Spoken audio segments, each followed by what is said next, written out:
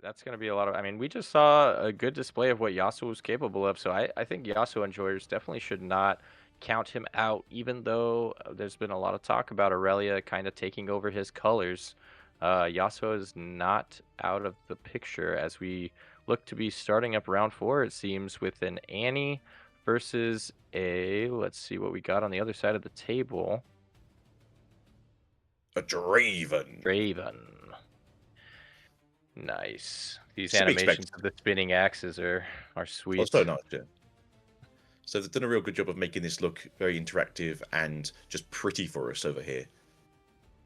Yeah, they're so everything's so clean and crisp with the production on this, and it's been a lot of fun to see how coverage has gone for these Chinese regionals, and I hope we get some coverage like this once we have our regionals here in the U.S. Hopefully, we should see with Bologna. There's no reason why they shouldn't keep the same things and just change the text to English. So we should see Yeah. fairly soon. That's Are you Bologna's. going to Bologna? No, unfortunately, tickets were very hot and disappeared before I Yeah. even got into the lobby. So Yeah, it's hopefully, definitely someone in the rough. UK. Oh, I know what Mr. do we have Leroy's here? going. We have what's this? A Dreaming Tree and Zon Warrens. Zon Warrens coming out from the Draven. That does maybe tell us that there's a chance for this to be Miracle Draven, and we do get to see the really nice looking overnumbered Draven alt art coming out for this Draven player. I hope to pull one of those myself someday. It is a very pretty card with the shadowing done quite well and the purple and red making that a vibrant background make it pop a little bit more. Yeah, I actually love that artwork so much. I I paid to have a custom map made with that artwork, and it's uh it's my favorite new thing in my Riftbound collection right now. Very nice. Ooh, Annie's hand looking very sculpted for an Annie player. Yeah, that looks like exactly how you would write it up on your game plan board for an Annie player. Over on the Draven side, we're seeing what looks like a pretty good start for him too, and it is looking like it is more than likely going to be Miracle Draven, as we saw a Seal plus an Ezreal in that opening hand. So let's see if he can draw into some of those scrap heaps and get the train rolling and, draw through his entire deck in a couple turns. That is the game plan. We did see a Miracle Draven last week that didn't quite hit the mark, but they were against a traditional Draven, which again is more consistent when it comes to play by play. Yeah, that's the interesting decision to make as a aspiring Draven player. The high highs of Miracle Draven or the consistent power of a standard mid-range Draven. Both very good, but yes, if you're known for your oddly suspicious look, then I would go for Miracle Draven. But if you're more of a on the play player, keep with your Draven. To answer the two questions in chat while we're still going over the hands, Green Jay, Kaiser is still a very good deck going into set two. It's just she has been replaced kind of more by Draven's aggressiveness as he has become essentially the main aggro deck. And then I agree, I don't know, I do miss win card games. You could just walk into any shop, get your cards you want, or go to a tournament and no one else would be there. Yeah, it's we've gone through a TCG renaissance ever since the COVID days, and card games are popping up faster than they ever have in the past, and it's been really fun to see because we're getting all kinds of fun and interesting new card games as well as just more people playing cards in general as we see a Ezreal plus a Seal come out with the Scrap Heap discard for Draven, so he couldn't have wrote it up any better if he wanted, and he's already started off this game as hot as he could hope for. Yeah, you couldn't ask for anything better, could you? Really, you got your main engine out really with your Ezreal. You've got the extra card that you wanted, Scrap Heap. All in all, this is essentially the perfect turn one for the Draven. Yes, and then we see Annie moving up for a gold and a point onto the Dreaming Tree. Just a sneaky Gold deckhand. being There we go. sneaky deckhand out on the Zon Warrens and gonna discard Rebuke for the discard draw.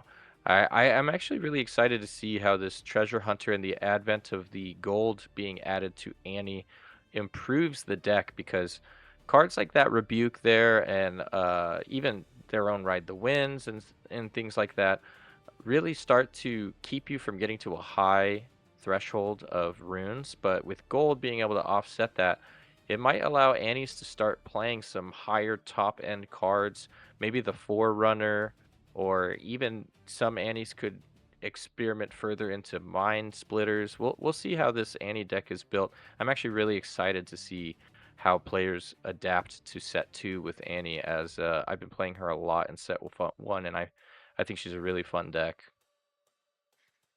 Yeah, and it's one of those really cool legends where that ability will just always be good. So it's nice to see people adapting to a new meta, as you said, adding the treasure hunters, maybe looking at being a bit cheeky with the mind splitters, as you can play something that isn't just I'm going to poke you and then flash out, and then I'm going to poke you again. I'm going to flash out. I'm going to poke you again, and oh look, it's my game now. It's just nice to see Annie's have more than just one trick. Yeah, and two, it speaks to the level of diversity that we see in this game that is really actually one of the big draws to me about Riftbound is the just sheer levels or amount of angles of attack you have when you're building your deck and when you're playing out your turns. As for a game that feels so simple on its surface and how turn structures are and how gameplay unfolds, there's just so much depth in your approach as we see a Nocturne hit off of the called shot, and now we're gonna see Draven or deployed Nocturne and then grab the other card from the called shot. That's pretty much the best you could ask for yet again. I am curious, did he recycle a red rune for that right now? He I did. I I, th- I believe you're that I thought Nocturne needed to be a purple rune to play him, but I might I think be from mistaken. the top it's just a power. It's just a power period. You are correct. Yes, sorry.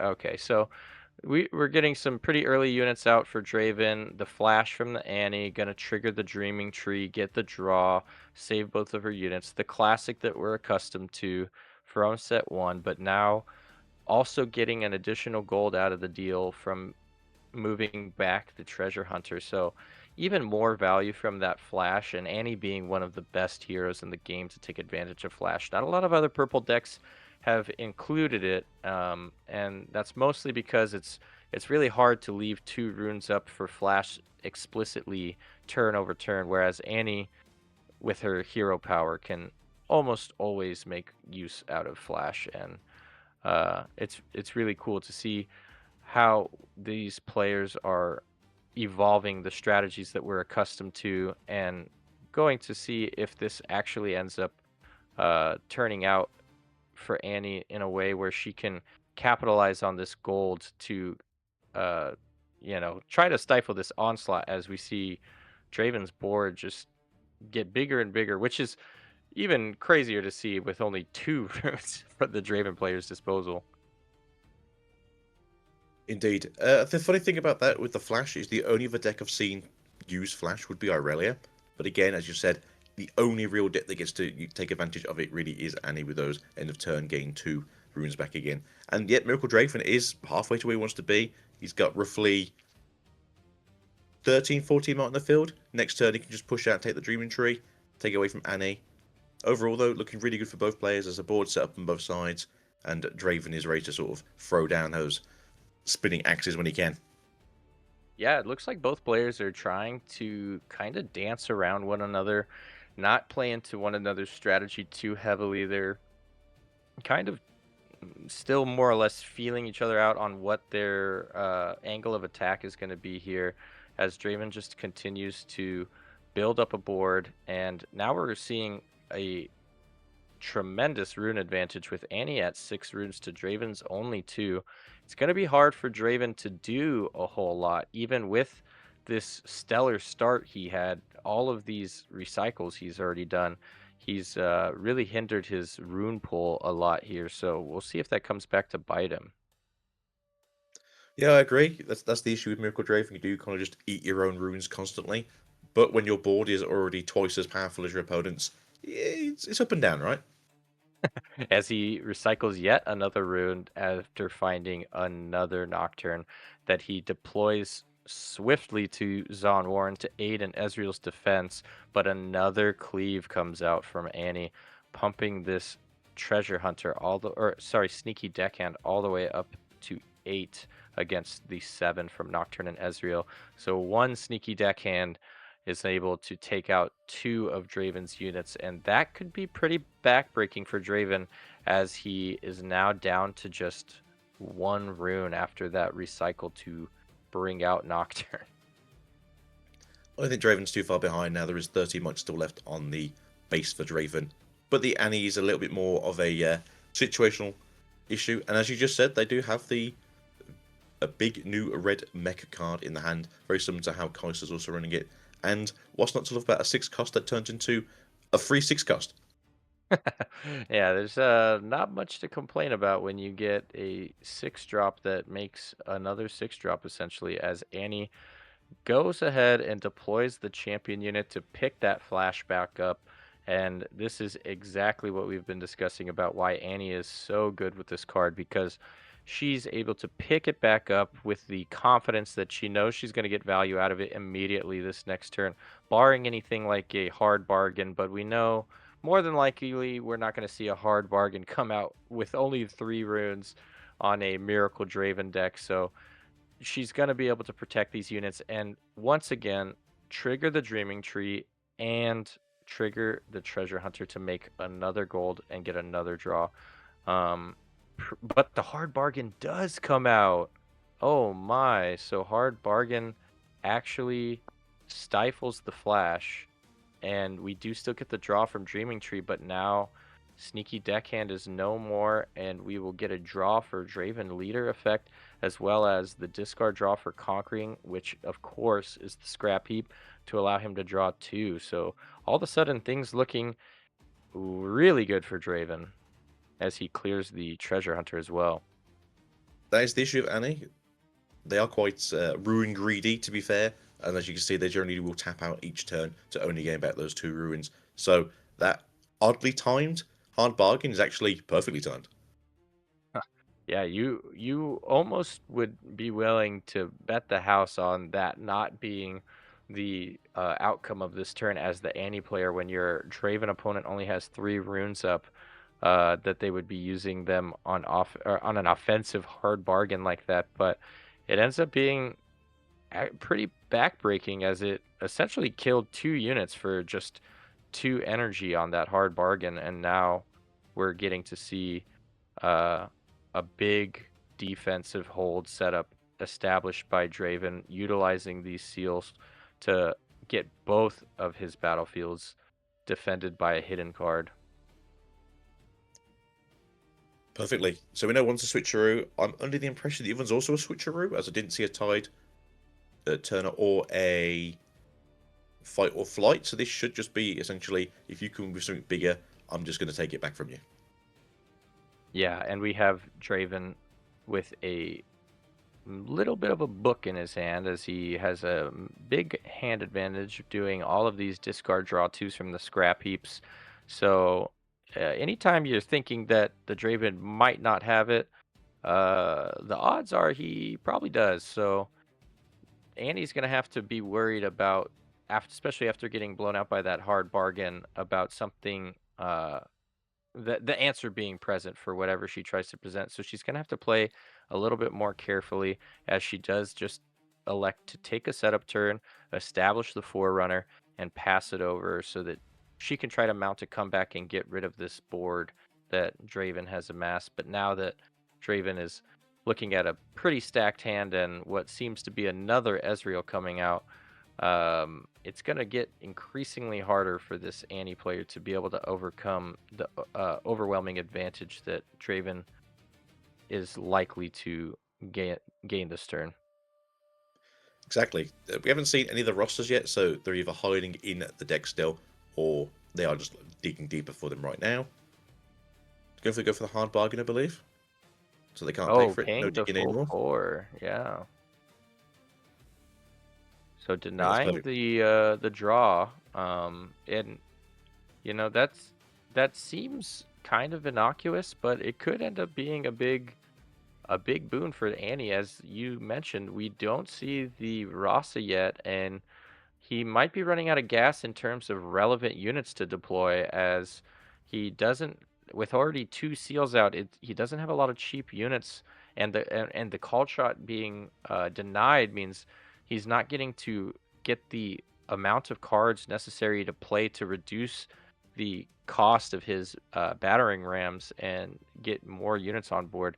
So what seemed like a interesting call on the 4 mana hard bargain against the call shot could end up being a big deciding factor for this Annie going forward, as it's 5 to 4 with Annie coming up to a 10 rune turn. As you said earlier, Draven will just eat its own runes until essentially they're at 2 or 3. And as you can see, that doesn't really do much on a turn 4 or 5 play where they've been having to go back and forwards with the Annie. But that big 6 unit going into the Dreaming Tree, do we see the switcheroo flip it around? We do see a rebuke coming out, but yet another hard bargain from Annie to answer the rebuke yet again, forcing the switcheroo to come out, putting this up to now a 6 to 4 in favor of Draven. However, we do see the fight or flight in Annie's hands, so she can just elect to push this Noxus hopeful back to score this point here. But So is with the the point more Noxus, important than the extra draw, though, is the question. yeah, that's the question I wondering is whether or not this. Oh, it was a flash. I thought that final card was another switcheroo, and Annie might switch it right back. Una reverse. No, thank you. Yeah, but it's just a flash, so she's gonna save her Forerunner and give Draven the victory in combat there, giving him another draw and ever extending this grip of hands or cards he has in his hand to Annie's only 3 cards, which looks to be a stack deck coming out, and I'm not sure what the other 2 cards are. Let's see what we find off the stack deck. Or Draven. And a switcheroo. Yeah, Draven of our own. So beat Draven with his own unit would be interesting. Switcheroo, not sure that that will help in this scenario. Probably actually would look to just take the Draven if I was in the Annie's position, just to keep establishing more units on board to be able to challenge what this Draven has established already, since it seems that he is having a little bit of trouble getting more units on the board here. I do see a Fizz in hand. Looks like a traveling merchant, maybe another treasure hunter from the Draven. So a couple cheap units, but nothing very threatening outside of the battering ram, which might be tricky to deploy if he doesn't have enough cheap cards to reduce its cost. Indeed. Obviously, having the battering ram on the field already doesn't really work well into the Forerunner, as that is a 6 smite unit. The switcheroo probably wouldn't have been a bad idea, but I do agree that Draven is probably the best idea to take here. Unfortunately, Oh, she did no, they take took the the switcheroo. Yeah. I'm surprised. I feel like Draven essentially only really has Rasa and Draven that can go to 6, so essentially you're never really getting super advantage out of this. But again, with Assault, it can help.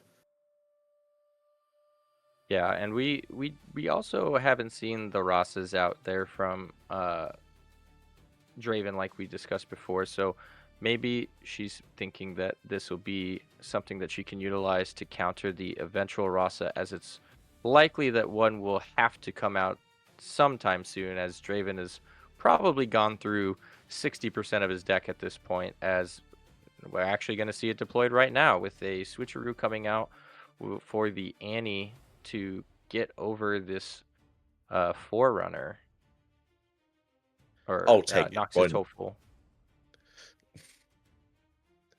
Yeah, I mean, it's an interesting play. You want to obviously keep pushing the agenda of trying to get these points back. You get a draw for that as well, right? It's not once per turn on the Dreaming Tree.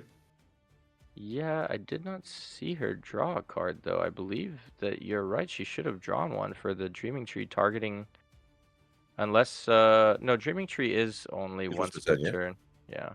So we're going to hide the fight or flight there with the Annie, keeping it a little safer. Again, you can also push it back to get that draw in the next battle in case you don't want to fight the other thing. But at the same time, we do know that Draven is the last card in hand. And Draven does have a grip of cards at his disposal, kind of having opposite issues here, where Annie had so many runes to play with, but so little cards in hand to utilize them, while Draven on the other side had barely any runes to play with, but a grip of cards that he wishes he could play. And now the Annie actually using the Fight or Flight on her own unit to trigger the Dreaming Tree draw during her opponent's turn and save the Annie. But with only 2 cards in hand and a rather weak unit in Annie being only 3 might, it's going to be hard to come back and offer a serious threat, while this Draven is now up to 7 points and only needs to hold one of these battlefields to end this round. I don't know why I see it was Draven in hand. It was Kiter in hand, which can be accelerated next turn to go and fight either of the units on here with the Annie. There's a good chance you can take to 7 yourself on the following turn. It's just, can you take on the follow-up results? And Especially with now the we Zealous coming see, in. yeah, the Zealous on both battlefields, essentially saying, here, I have some fighter flights of my own. They just happen to be on units, much harder to interact with. You're not going to be able to hard bargain these ones. And also, we see the Rasa finally showing up. Is he able to deploy it? Looks like he has more than enough cards in drop. And we do get a free Rasa out thanks to the Seal of Discord. Great play from the Draven. Yeah, he said essentially on that one battlefield there is 2 fight or flights now, as the other hidden card is a fight or flight, and that big body of Rasa to follow up on the next turn. Although I don't know why you wouldn't just play it to one of the battlefields and just hold it even harder for the following turn, as you only need to hold now 1 to win this game. Yeah, it looks like we are in a dire situation as the Annie player here, unless barring something wild like a downwell coming out, but I'm not entirely sure that would really help Annie in this situation. But we are going to get a pass from Draven, so let's see what Annie can do with 10 runes. Really in a difficult position, needing to answer both of these battlefields with only 3 cards in hand, 2 of which being units. We see a Kaisa, and it looks like that Draven did come back, and then a Fighter Flight as the final card in hand. I don't know if there's enough gas in the tank for this Annie player. We might be looking to go to round 2 or game 2 here. Yeah, look at this as well. Try to figure out if there's actually a play here for either of these players now. I think if you walked one of the cards into Dreaming Tree, you could then fight or flight the other unit. So if the Overzealous does want to stay and pop itself, it would lose the hidden card. But it is a fight or Yeah, flight, so again, they could just fight or flight in return. yeah, it looks like she's gonna try to see what Draven's going for here, as he does go for the Overzealous. And now Annie goes back to base, and Forerunner comes up, but the Fight or Flight puts it right back. So she just does elect to go to the next game. Pretty strong showing from Draven, as sketchy as it did look there for a little bit, only having 1 rune for a couple turns. It didn't matter because, like you said, it was at the cost, a steep cost, but for a mighty board that he was able to set up as a result. And Annie was not able to deal with the plethora of cards he was able to vomit out onto the board at such a rapid pace. We have Obelisk and Star-Tipped Peak, it looks like. Both very good cards. Getting the extra ruin on either player's turn though is going to be good for them to start off with. So going first is 3 and going second is 4. But they did Yeah, just change and the rule for for this, if you haven't seen it, which is the whole, if you don't, it's not a beginning phase now, it's just make sure you put the extra rune down before the end of your turn on your first turn. yes, and that applies for the extra point from the arena's greatest as well. So we'll see if that battlefield ends up coming out, and if we go to game 3, as I know that is a very popular battlefield for Annie players, at least in set 1. If this Annie player is still running it here, although Start Tip Peak could actually be a detriment potentially here if Draven's able to get some holds on there. It could offset some of that rune nuking that we saw last game, but a sneaky deckhand coming out. So actually, the Draven's battlefield going out are kind of hurting him here, as it enables the Annie player to get that sneaky deckhand on turn 1 with the 3 runes. That's it. As we did say, Sneaky Deckhand very good at early turn card, especially if it's your first turn, you just get a card onto the field. But holding this, you get a channel extra ruin at the next turn. So going up to 6 ruins on their second turn is gonna be really good for Annie. Yep, and there we see it come out. So Annie up to 6 runes now. Of course, the start tip peak rune does come out exhausted, so won't be able to utilize it this turn, but it is going to keep her at a good rune lead, hopefully, as she looks to potentially establish another unit, yep, to the start tip A peak and Draven. continue to hold it. That's it. She's already 2 points ahead. You don't really have to go too crazy here. Ravens has to be basically on the play now to try and fight back for that battleground. But to be fair, you can just move the Draven into the other one, as currently they have no way of defending it themselves. I don't know if the Annie's still playing the Vi Ride the Wind combo, as we have seen it kind of die out in set 2, but still a very strong combo later in the game.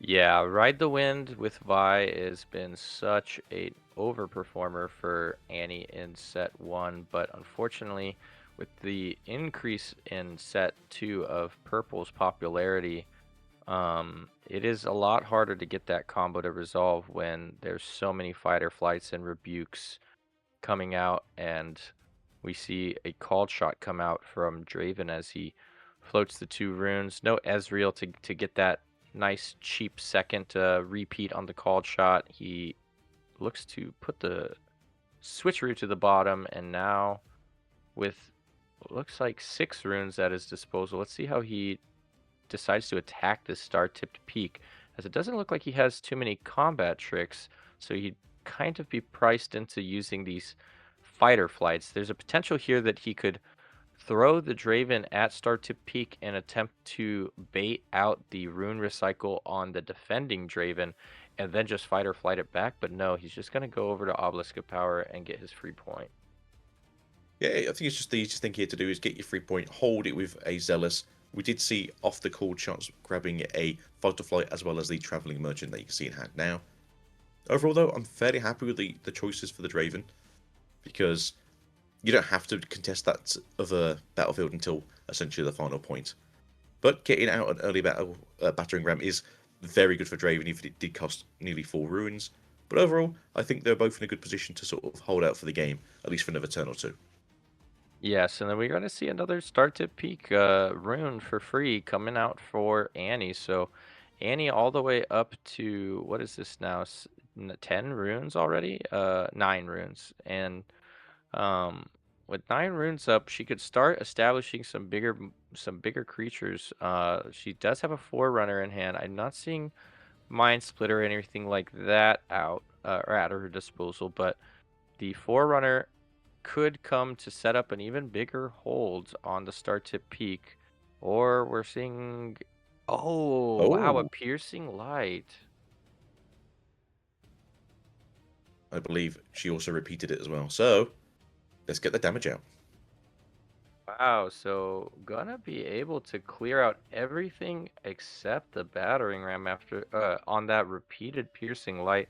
A pretty big play. That is what you said as we were discussing what could be sideboarded, potentially something like Falling Star, but piercing light actually kind of taking that slot in an interesting way that against this Draven with the lower might units, it actually ends up being a little bit better and being able to take out 3 units instead of just the 2 on a Falling Star.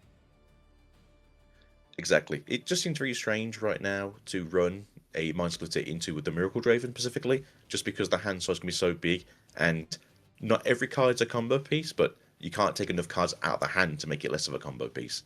But again, Piercing Light, Falling Star, Void Seeker, anything that can really sort of do any damage to the Draven before they can fight back is kind of where you want to be right now as the Annie.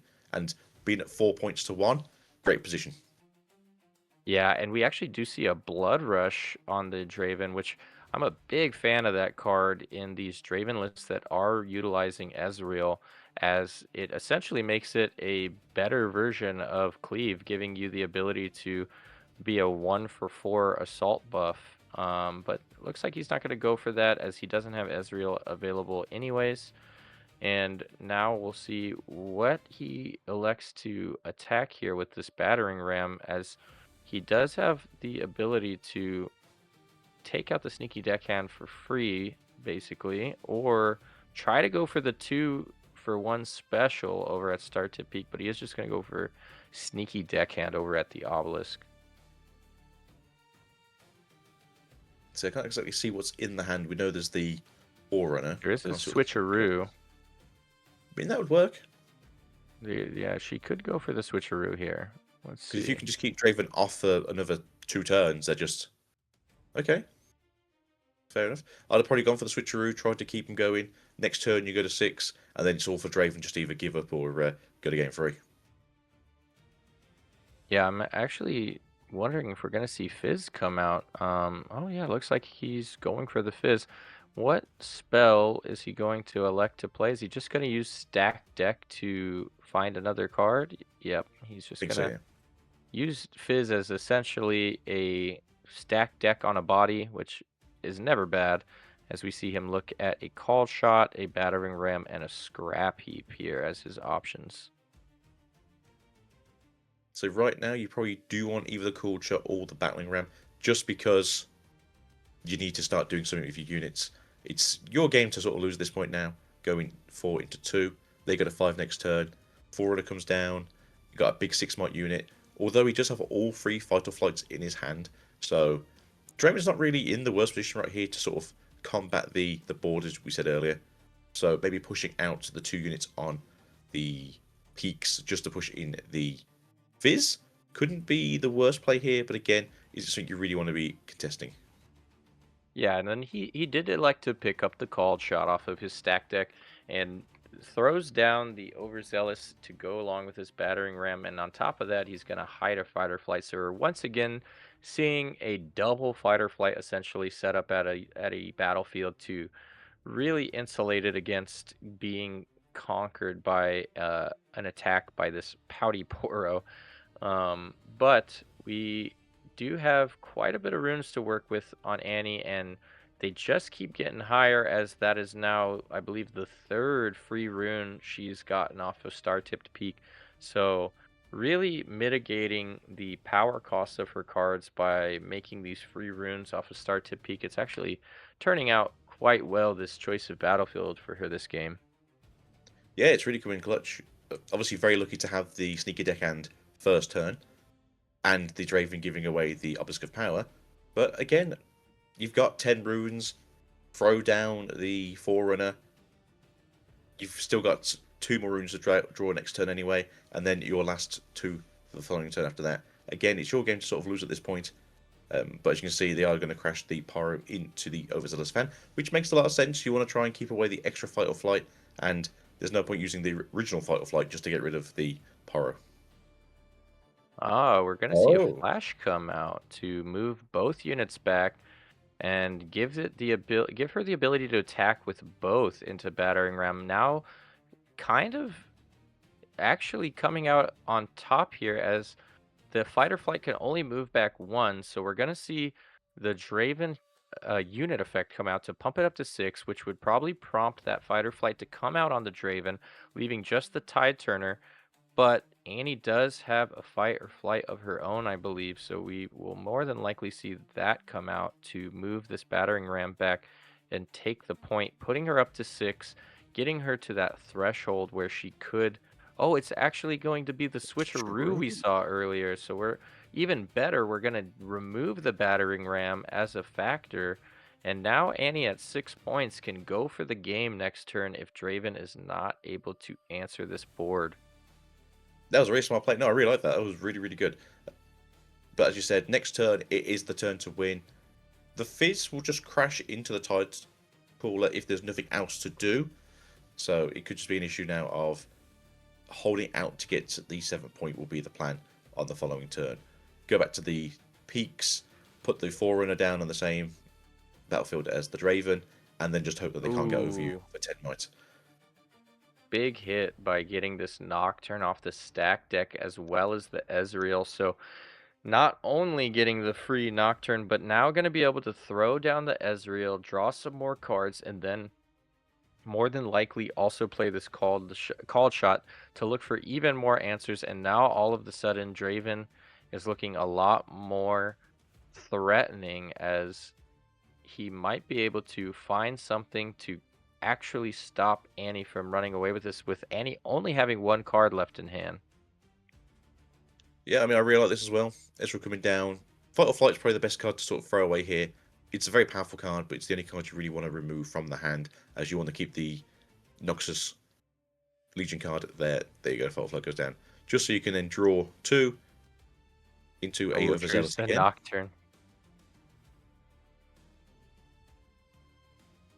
Here comes that called shot, which for the cost of 1 recycle, thanks to the Ezreal, is going to allow him to draw 2 cards after looking. And he's going to see 2 more look cards with another called shot and a stacked deck.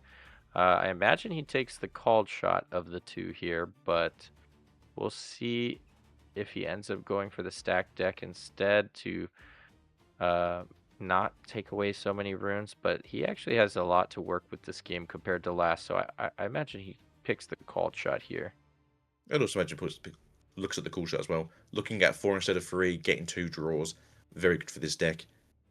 Also, probably digging now for either the Rasa or the other battering rams, as they have used, I think, 3 cards so far this turn, 4 cards this turn, making them both very cheap to try and get out as well.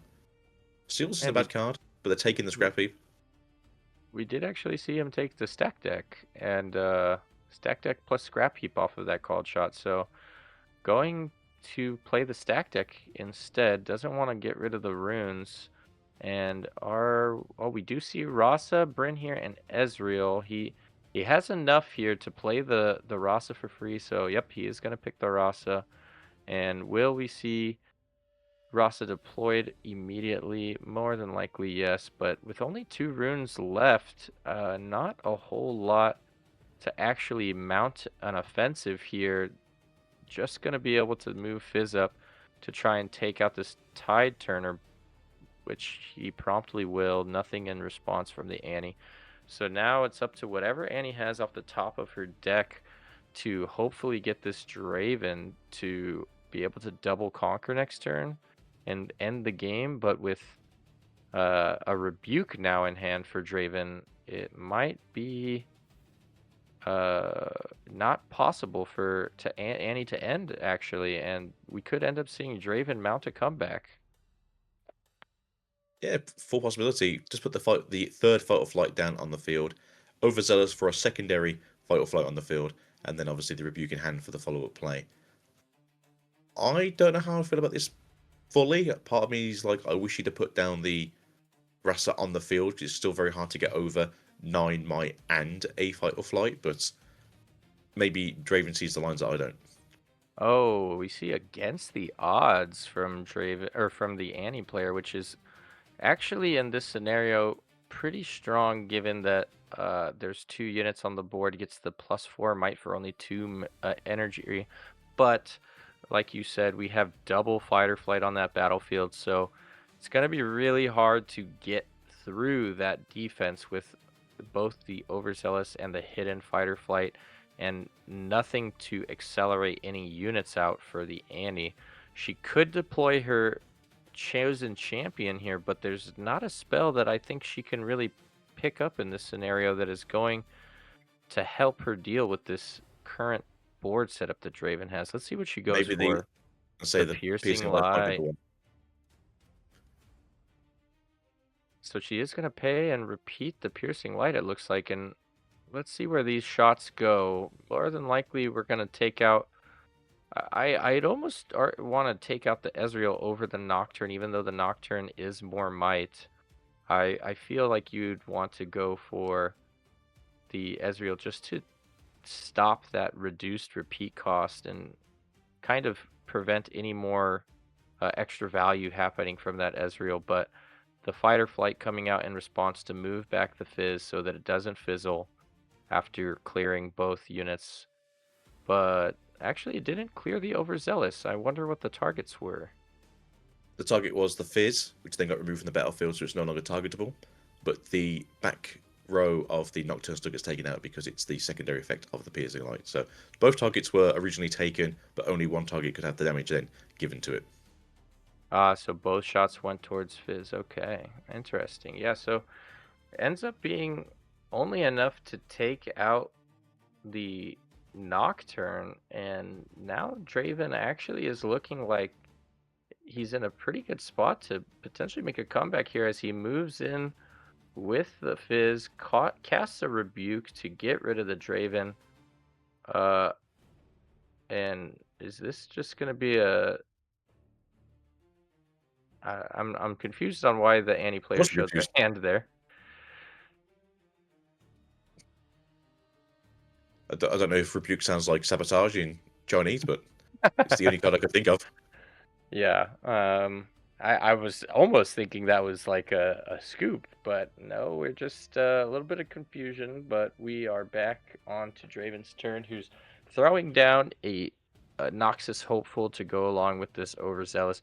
So that battlefield is once again being defended by an Overzealous fan that can easily KO itself to push back whatever Annie throws its way. And now it's looking like, with the very limited resources Annie has at her disposal, this Miracle Draven may have just come back from a massive deficit and shored up a 2-0 win. Although we do see a scrap heap being deployed, so maybe not all sunshine and rainbows for Draven just yet. You know what they say, the bigger the hand, the better the hand, right? So a lot of people are ready to just throw it down. Rasta coming down now to hold the other battle area. I still think the play should have been on the following turn, put the Draven on the peaks, play the Annie to the peaks, and then get out your piercing light. But again, we can see the hand that they can't, so it's a Yes, and then shame. we have the stack deck for Annie here to maybe find an answer for this board state. I'm not sure what she could use to answer this Rasa plus Fizz over here on Star Tip Peak, because the 9 Might is a pretty big number when you're not playing a very large amount of combat tricks, as Annies aren't necessarily known to do. Invert timelines, interesting. Or a Kaiser, still pretty good.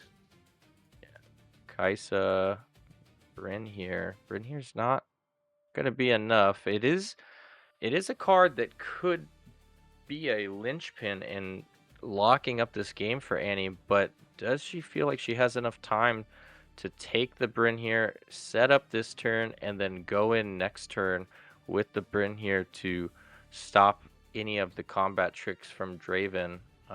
We could see her go for that Thunder Song and then establish the Forerunner this turn and try to go for Broke next turn.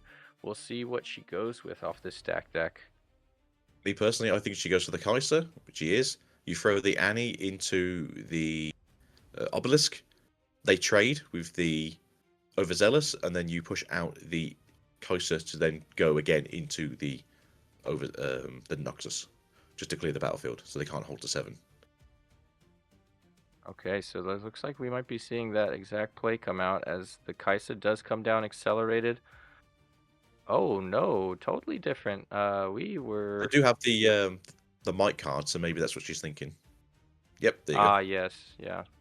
Okay, so we're gonna see against the odds to give Kaisa a 2 energy 4 might buff, going up to 8, pushing it up to 11 over the 9, but Kaisa's still gonna get KO'd here thanks to the 9 might on Draven's side, which will prevent the Kaisa from sticking around, leaving just the little Annie here to try and shore up the hold here. But I don't think that's going to happen, as Draven has so much to work with coming into this turn. Indeed. I don't think they've got any more fight or flight, so it's not something they have to worry about just being removed from the battlefield this turn. I don't know if there's another Rebuke in hand. From what we can see, there isn't. But overall, it's going to be... Well, there you go. That makes it a little bit more simple, right? Looks like he's just going to, do exactly like you said. Just come in and use the Rebuke and... Oh, but the flash in response to save the Annie, or keep it on board, rather. Yeah. I don't hate it, but they do go to 7/7, so it's going to be really hard if they can't remove the. Okay, so just one rune left for Draven on defense with 9 runes up on offense for Annie. Will she be able to double conquer this turn with just the Annie on board? Doesn't look like it as she draws into what seemed to be another Forerunner or another Draven. And yep, it's just going to be a scoop. Wow, the Draven was able to mount the comeback. Yeah, that's the unfortunate thing. As I said earlier, I think it was the case you had to kind of keep the peaks first before you did your plays on that pivotal turn there where they did do the piercing lights. Unfortunately, though, Miracle Draven does just make bodies over bodies, and Annie just can't keep up with that kind of unit recursion.